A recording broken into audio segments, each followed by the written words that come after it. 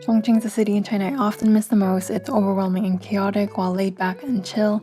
It also has some of the best night views I've seen in China. Here are the top things to do in Chongqing, including what I found to be overhyped and sites you can't miss when you visit. Let's go to Chongqing. I stayed 4 nights at this 4-star hotel for 40 USD a night. I included tips for finding hotels in my blog post. I made it to Chongqing in central western China. It was about a 2.5-hour high-speed train from Zhangjiajie. It's already 4 p.m. I'm just gonna walk around this main area and check out some sites at night. I'm excited, let's go. Jiaofengbei, or Liberation Square, is the main commercial center of the city with shopping malls and restaurants. It has the People's Liberation Monument built in 1947 to celebrate its victory against Japan. I went here a lot to eat at this $3 vegan buffet.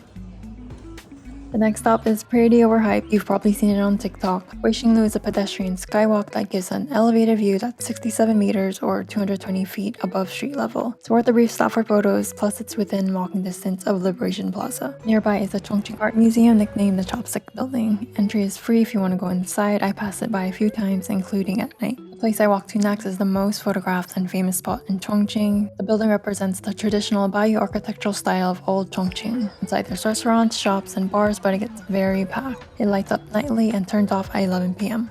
I watched the lights turn on from the Tiananmen Bridge, though you need to arrive early to get a good spot, and it took a while to get out. I go back here later on my last night for a closer view.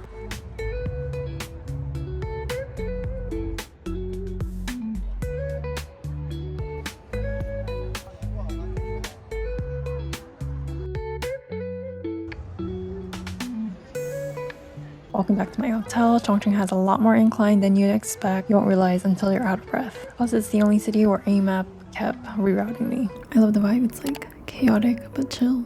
I'm here on the weekend, so crowds are to be expected. Some sites are definitely like overhyped by like social media, but like the Hongya Cave is pretty awesome at night. But like in addition to the crowds, like AMAPs kept rerouting me or like giving me routes that are not even possible. I am beat. Until tomorrow. Bye.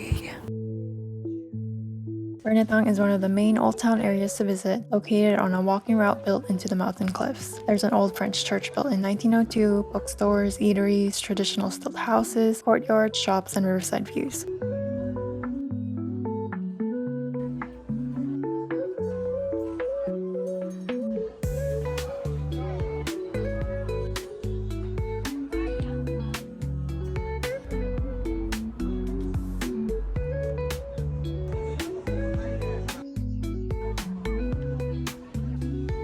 Then I went to another Old Town area, Longmenhao Old Street. There's riverside heritage streets with old stone paved paths, beautiful themed shops, and views of Dongshimen Bridge.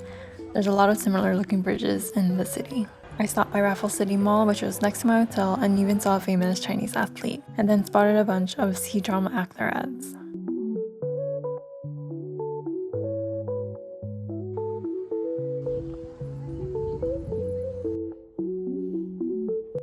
Okay, I specifically scheduled my Chongqing trip around this drone show, which happens only on Saturday nights. There are better places to see it, but I'm gonna see it behind the square behind Raffles Mall, which I'm like staying a few minutes away, so.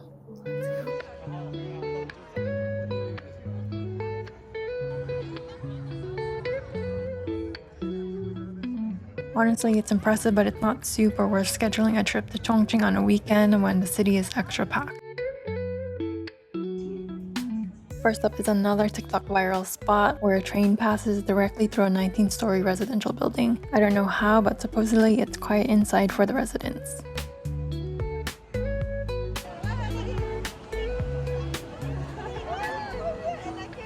Okay, that definitely wasn't worth the hype on social media that I got, but it was fun seeing everyone get excited once the train started approaching. While you're there, go to nearby parks like Ealing Park or downstairs to the river for a nice waterfront view, which is what I did. I briefly stopped by People's Square, a large open plaza next to the People's Auditorium. It's a massive dome building modeled on Beijing's Temple of Heaven. So I've heard it's better at night when it's lit up. Quick hotel break, you have to save some energy for the night views. Shibathi is one of the main Old Town areas in Chongqing. I visited around 8 p.m. with fewer crowds, and it ended up being one of my favorite places. Visit for its old architecture, boutiques, food stalls, and cultural exhibits. Next is Day World with bars, live music, clubs, and lounges. If you don't plan on partying, it's pretty much a quick photo stop in the evening when it's all lit up. Here's how it looks during the day. I stopped by Houcher Street for late night veggie dumplings. I got caught in the rain at Liberation Plaza. Honestly, I had fun running through the rain at night even though I got soaked. My last day in Chongqing, first stop was vegan food in the northern part of the city. It was super good. Then I walked to Longpusi Park next door. It was one of the biggest, cleanest parks I visited in China. China in general has really great and well-maintained parks. China has some really good parks, like they put their money to use. Then I took a train back downtown to Luohan Temple, unassuming from the outside, but it was one of the most stunning temples I visited. It's definitely worth adding to your itinerary. It costs 10 yuan or $1.50. The temple closes at 5 p.m., but it's also lit up at night. After a hotel break, I went to the Nanbin Road scenic area, possibly the best place in the city for night views. I visited at 7 p.m. to see the lights go on at Raffles City, but it doesn't get noticeably dark until after 8 p.m. Across the street is where they do the internet famous motorcycle filming.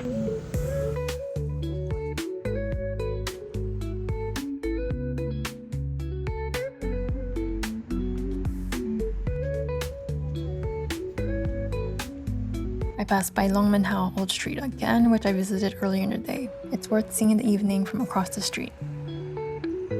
Okay, this might be the best thing I did in Chongqing. The Raffles City Mall Skywalk is a glass sky bridge connecting the tops of 4 skyscrapers. That's 250 meters or 820 feet above. The last call to buy tickets is at 9 p.m. I bought tickets 10 minutes prior since I'm slightly afraid of heights and couldn't decide. It was absolutely worth it, plus there were fewer people then. You're harnessed to a line with your phone secured in a holder. That holder is attached to you so you can still take photos. Plus you can also sit down.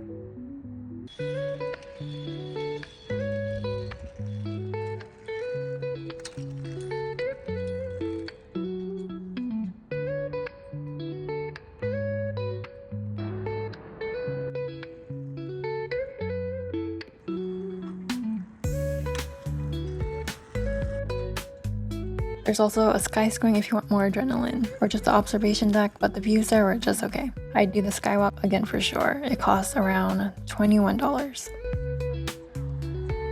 My last stop in Chongqing is back at Hongyang Cave. I went back on a Monday at 10 p.m. and the area was still packed. I expect crowds either way. My main tip is to save some energy to see evening attractions or you'll miss out on what makes Chongqing truly worth visiting. Here are the things I bought. I'll definitely buy more in Chengdu before I go back. So this cold panda fan for 20 yuan. I always get a keychain and postcard, but I couldn't find any. This cool mahjong Rubik's Cube. I'm gonna try to look for more. This is a really cool gift. And lastly, Chongqing. I had to get it and look for more. Okay. One more city in China left. See you in the next video.